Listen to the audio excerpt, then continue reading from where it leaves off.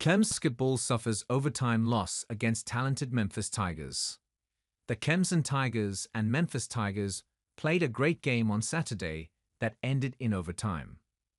Coming into Saturday, the Tigers were playing some great basketball. The schedule has been a bit light of late with the holidays coming up, but a big win last week helped propel Clemson into the top 25. Beating the Kentucky Wildcats last week, who were No.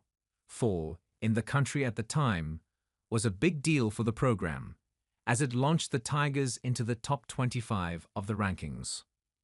With just one game this week against Memphis, it was a great opportunity for another statement win. The Tigers of Memphis have some marquee wins so far this season, as they had an excellent run in the Maui Invitational. This was never going to be an easy game for Clemson, and it ended up going into overtime.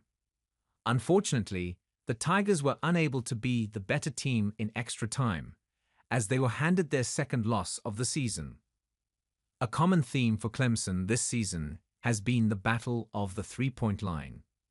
When the Tigers win that area of the game, they come away with wins.